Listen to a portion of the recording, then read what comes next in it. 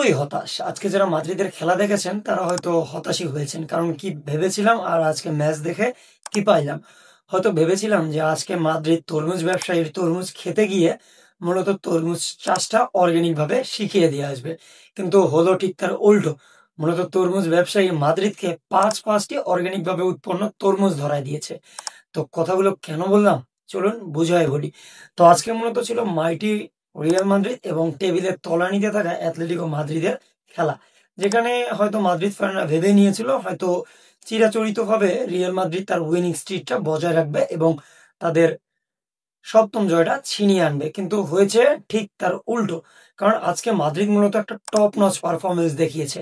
যেখানে মূলত যে গোলগুলো তারা কনসিড করেছে, সেই গোলের মধ্যে শুধুমাত্র মাকড়সার সেই হৃদয় জুড়ানো ফ্রি কিকটা ছাড়া সম্পূর্ণ গোলগুলো তারা মূলত নিজেদের ভুলেই খেয়েছে। তো প্রথমে যে গোলটা খেয়েছে সেটা মূলত এইজার মিলিটাও এবং ডিন হুইসনের সম্পূর্ণ নির্বুদ্ধিতার জন্য হয়েছে। এত বড় শরীর বা এত বড় হাইট রেখে কি লাভ যদি আপনি ম্যান মার্কিং না করতে পারেন? মানে আপনার থেকে কম হাইটের বান্দা এসে আপনার থেকে অনেক উঁচু ঝাঁপ দিয়ে হেড দিয়ে গোল করে চলে গেল। মানে পুরোই সিনেমা। তো যখন মাদ্রিদ মূলত প্রথম গোলটা কনসিড করে ঠিক তার কিছু মিনিট পরেই আর্দা গুলার মেসুদ ওজিলের দারাজ ভার্সন সে মূলত একটা সুন্দর অ্যাসিস্ট করে এবং সেই অ্যাসিস্টে আমাদের কচ্ছপ সেই গোলটা শোধ করে দেয়। এবং তার কিছুক্ষণ পরে ভিনিসিয়াস জুনিয়রের একটা অসাধারণ পাস থেকে টার্কিশ ম্যাজিশিয়ান গোল করে এবং সেক্ষেত্রে মাদ্রিদ 2-1 আপে চলে যায়। এবং যার ফলে অনেকে হয়তো ভেবেছিলেন যে এখান থেকে মাদ্রিদ হয়তো একটা সহজ জয় ছিনিয়ে আনতে পারবে। কিন্তু সেগুলো বালি। তার কিছুক্ষণ পরই প্রথম হাফের প্রায় শেষ দিকে সৌরভ ঠিক প্রথম গোলটার মতোই মূলত ডিন হুইসন এবং এইডার মিলিটাওকে বোকা বানিয়ে হেড করে গোল করে দেয়। মানে সিনেমা, পুরোই সিনেমা। মানে ম্যান মার্কিং যে কিভাবে করতে হয় তারা মূলত তা আজকে দেখিয়ে দিল। তো সেকেন্ড হাফে হয়তো মাদ্রিদ ফ্যানরা ভেবে নিয়েছিল যে মাদ্রিদ হয়তো কামব্যাক দিবে। কিন্তু হয়েছে ঠিক তার উল্টো। যদি বলি সেকেন্ড হাফে অ্যাথলেটিকো মাদ্রিদ রিয়াল মাদ্রিদের নাকে দড়ি দিয়ে ঘুরিয়েছে, তো কথাটা কোনো অংশে ভুল হবে না। কারণ সেকেন্ড হাফে একের পর এক অ্যাথলেটিকো মাদ্রিদ অ্যাটাক দিচ্ছিল, তার প্রতিক্রিয়া রিয়াল মাদ্রিদ তেমন ভাবে কিছু দেখাতে পারছিল না। তো একবার তো ক্রস থেকে আসা বলকে আর্দা গুলার নিজেকে পেপে ভেবে নেয় এবং অ্যাথলেটিকো মাদ্রিদের প্লেয়ারের মাথায় সজোরে কিক করে বসে।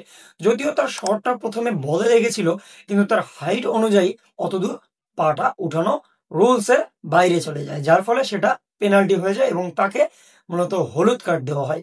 এক্ষেত্রে সে যেহেতু প্রথমে বলে কিক করেছিল সেই জন্য সে মূলত লাল কার্ড থেকে বেঁচে যায় এবং যার ফলে অ্যাথলেটিকো মাদ্রিদের জুলিয়ান আলভারেজ বা মাকড়সা সে মূলত চ্যাম্পিয়ন্স লিগের বদলাটা তোলে। এখানে সে মূলত পা দিয়ে গোল করে পেনাল্টি।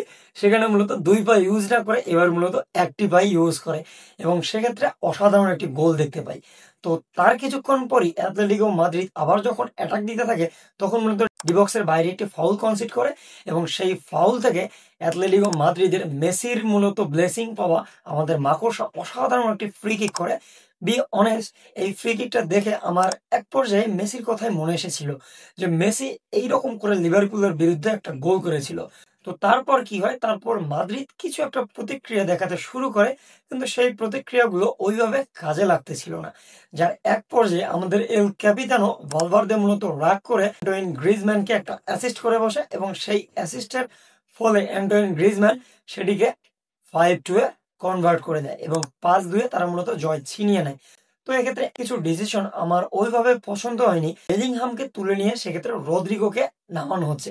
তো আমি বুঝি না যে বেলিংহামকে কিভাবে তুলে রদ্রিগোকে নামানো হয় এবং অপরদিকে দেখানো হচ্ছে যে আমাদের চুয়ামেনিকে সেন্টার ব্যাকে নিয়ে যাওয়া হয় এবং অপরদিকে আমাদের ড্যানি কারভাখালকে তুলে এখানে কামাভিঙ্গাকে নামানো হয়। তো আপনাদের কি মনে হয় যে এই টিম নিয়ে বা এই পারফরমেন্স নিয়ে যদি মাল্টিভার্সের বিরুদ্ধে যায়, যারা মূলত হেক্সা চ্যাম্পিয়ন্স লিগ ১০ বছর ধরে পূরণের আশায় বসে রয়েছে, তারা কি মাদ্রিদকে ছেড়ে দিবে? আমার মনে হয় না ছেড়ে দিবে।